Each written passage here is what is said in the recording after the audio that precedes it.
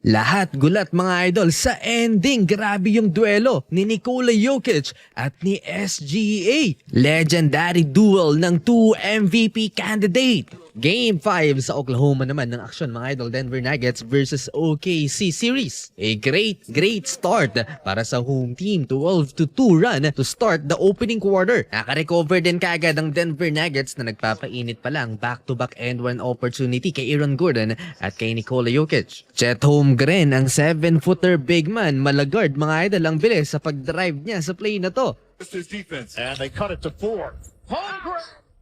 Lumamang ang Denver Nuggets sa 3-pointer ni Christian Brown. Not one, but 2 3-pointers. Yung isang sumigaw na fan ng OKC, nag-stare down pa siya. Toe-to-toe action sa first quarter. Dikit ang laban mga idol, lamang lang ng isa ang Denver 28-27. Led by Nikola Jokic, 9 points. Second quarter, Cason Wallace, awkward landing. He gets the basket and one. Aaron Gordon sumagot to beat the shot clock. Fade away, turnaround. Close game, Jamal Murray, 3-pointer wide open. Chet Holmgren spin against Jamal Murray and one basket, and SGA signature mid-range shot. Jokic high IQ play off the backboard assist to himself. Solid sa second unit ng Oklahoma City Thunder si Alex Caruso, 3-pointer, total of 8 points sa opening half. Napakasipag naman ni Aaron Gordon sa ilalim, double-digit scoring sa first 2 quarters. And Jamal Murray, smooth double clutch layup. Umabot ng 11 points sa lamang ng Denver Nuggets dahil sa tres na to ni Nikola Jokic. 19 points ang MVP sa first 2 quarters. And to close the second quarter, gumawa ng 9-0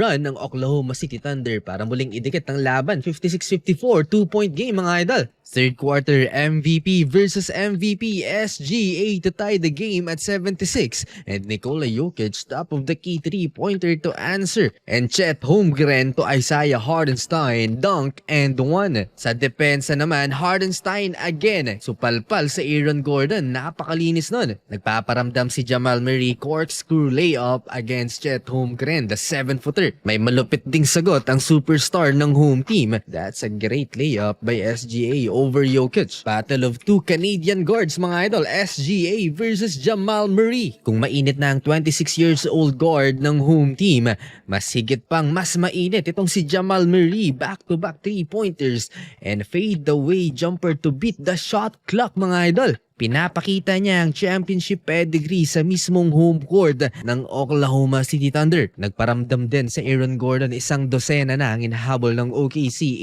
80-68 with under 6 minutes left dito sa third frame. Nikola Jokic mga idol dito sa third quarter, hindi tinawagan ng traveling violation. Ang play na to hindi nakita ng official. Chet Holmgren cutting dunk, napakarami ng offensive rebound ng Denver Nuggets. Struggle si Chet Holmgren sa pagdepensa sa 3-time NBA MVP. 30-point double-double na si The Joker at 68% shooting from the field with 4 triples. 86-78 in favor of the Nuggets. Fourth quarter, bumagal ang pace. Lou Dort nagpakawala ng 3 sunod na 3-pointers. Ito yung kahinaan ng zone defense ng Denver, ang outside shooting. 92-90, dalawa na lang inahabol ng OKC. Low scoring game, ilang beses tumabla ang talaan, tied at 94 down the stretch. And last 3.5 minutes, nakalamang na ang OKC, 98-96. Crazy ending, take over na si Nikola Jokic for Denver Nuggets mga idol. Eksaktong 2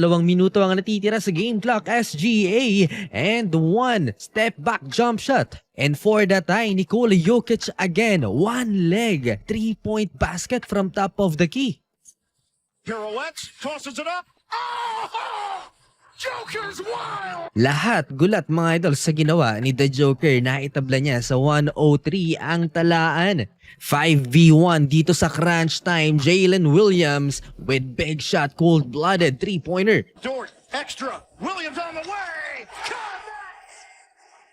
And SGA para tapusin ng Game 5. Dagger 3-pointer. Gilgeous-Alexander.